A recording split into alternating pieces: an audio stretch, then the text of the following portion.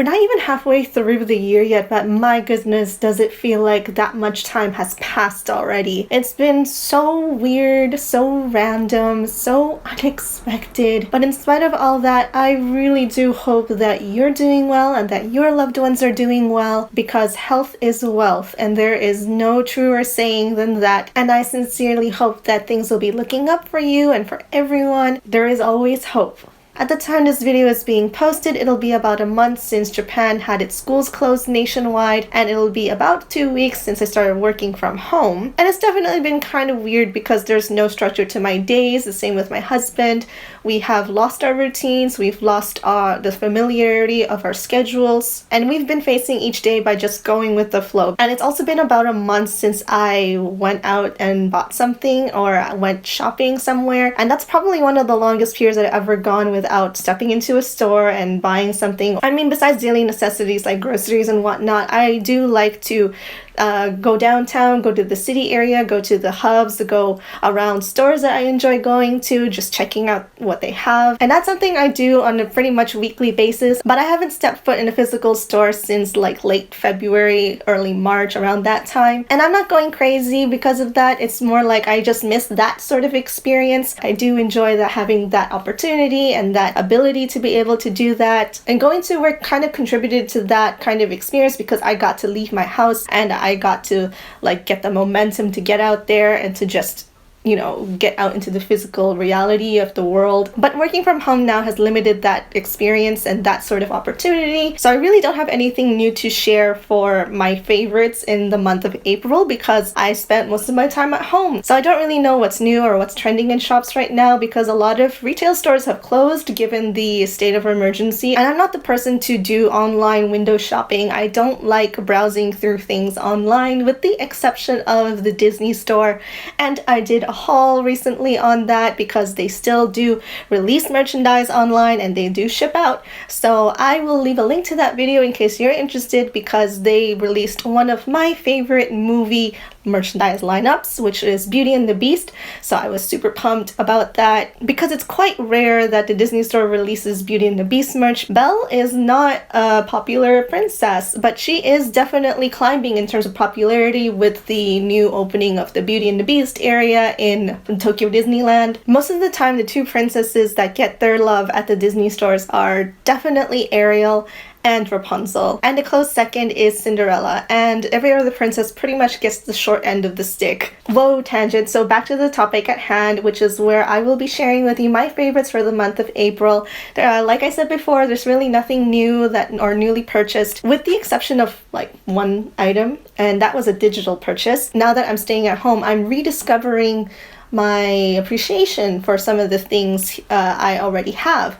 And in that way, it's like a new experience, a new discovery in a different environment, in a different context. And the first things I want to share with you are character socks. I didn't get character socks until very recently, and it's definitely due to the fact that I don't have to wear shoes for most of the day now, so I can see my feet. So one of the first things that surprised me when I first came to Japan, it was like a culture shock moment, is how many sock shops there are. As in, there are so many shops entirely dedicated to leg wear, and that's all they sell is leg wear. There is a huge sock culture here.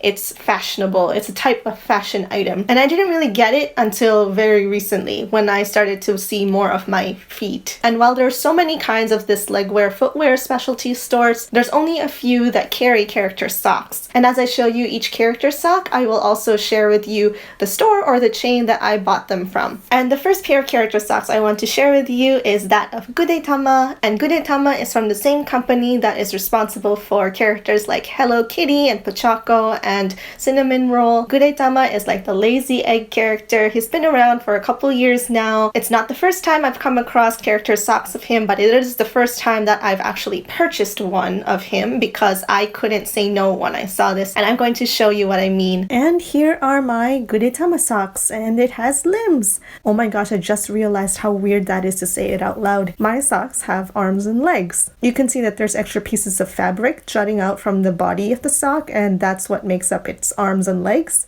And some might find that weird, some might find that adorable, and for me, I find it both. This is like the perfect example of the kind of stuff that you can find in Japan. It's weird and cute at the same time. The Gudetama socks I got from a store called Doll Kiss. The next pair I want to share with you is that of my bias, and it is of course of Donald. I got this from a shop called Koppo. And I want to say that Koppo is one of the most common footwear shops in Japan. You can find it in almost any shopping arcade, in any mall. You're pretty much guaranteed to find a Koppo if you're looking for a specialty footwear shop. And they not only carry Disney character socks, they also carry Sanrio, and I've also seen Pokemon. If you're looking for some really nice souvenirs for Japan, they will have like geisha under socks or sumo wrestlers. The next pair of socks I want to share with you is from a very popular character goods chain called Kittyland. Basically, it's a conglomeration of like a bunch of brand names, and they hold specialized stalls dedicated to those brands, so you can get merchandise from a bunch of different brands and characters and companies. And what's great about buying character socks at Kittyland is that there's usually that campaign of buy 3 pairs for $10, and that's a great deal, especially considering one pair usually costs $5. And because Kittyland carries merchandise from a variety of companies and brands, what that means is you can get a set of 3 pairs of socks, one of Disney, one of Pokemon, and one of Sanrio. You're not limited to one brand, you can mix and match your pairs. The last pair of character socks I want to share with you is not so much a character but a pattern, and it appeared in a previous video, but it is a pair that I got from the Disney store. Now you can think that this is like the official Disney sock because I got them from the Disney store, but the 2 other socks I showed you are licensed Disney items, so that means they are just as Disney as buying a pair from the Disney store. It's usually just that the Disney store has a very limited range of footwear and apparel in general, and just like Kittyland, oftentimes the Disney store will have a deal on socks, and they will say things like buy 2 for the price of 3, or buy more than 2 and you will get like 20% off your purchase of socks. So it's always worth checking out what they have at the Disney store, but they don't rotate their inventory, or as in like they don't stock up on new items as often as say other sock shops, which is why I recommend also checking out other places if you're looking for more character goodies. And that is usually the case with not just socks but almost anything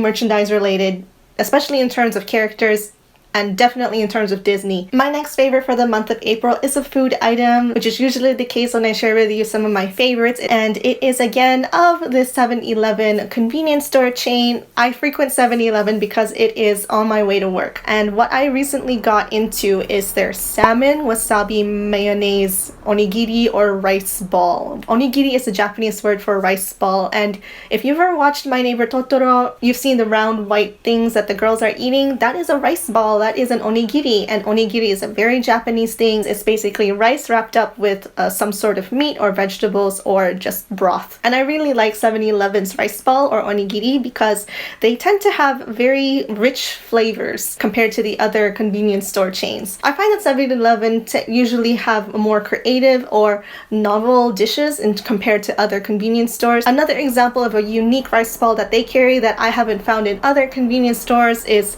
the tonkotsu or hanjuku tamago rice ball, which is basically pork broth, like the same kind of broth that you can find in the tonkotsu ramen or the pork broth ramen, and they also have like a half-boiled egg inserted into the rice ball. So you're basically like eating the onigiri form of the pork broth ramen or the tonkotsu ramen, which is mind-blowing in my opinion. And on top of that, they also carry a variety of fried rice rice balls or fried rice onigiri, and my favorite is the Chinese fried rice. They're a great breakfast food, and they're also a very healthy way to stave off the munchies, and oftentimes they are in the average of 150 yen, so you get a really healthy snack for about $1.50. And the last thing I want to share with you as my favorite of the month is a digital purchase, and it is one of the newest games on the Switch, Animal Crossing New Horizons. Yes, I jumped on that bandwagon, even though it was a little later than most people. It was like around day 3 of working from home when I quickly realized that I actually have a lot of time now, and a lot of it is also waiting time. They're waiting between like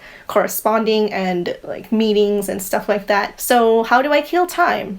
I can do that by Animal Crossing, which is basically how everyone else is killing their time right now. And I looked at Amazon and I compared the physical copy and the digital copy, and it said that the physical copy would take about a week to come, while the digital copy can happen now. So that made that decision easy. And by the way, this is not my first Animal Crossing. My first venture into it was actually on the 3DS. It was the New Leaf. But I didn't really get sucked into that world because I was into other titles that were available for the 3DS. The 3DS is one of my favorite gaming platforms because it has a game for any season, for any time, any occasion. And there were just so many games that I wanted to play through. And for some reason, Animal Crossing at that time just didn't grab my interest or attention the way other games did. So I never really got it until now. Because strangely enough, even though it's Nintendo, it's the same company that made the 3DS, the Switch doesn't seem to have a lot of titles that appeal to me at the moment. That could change in the near future, but I don't have a lot of games that I play on the Switch currently, and now playing it every single day, I get it. I get why it's addictive. It makes you want to go back, and because every day is like a new day. So there's no sense of urgency. You can totally play this at your own pace.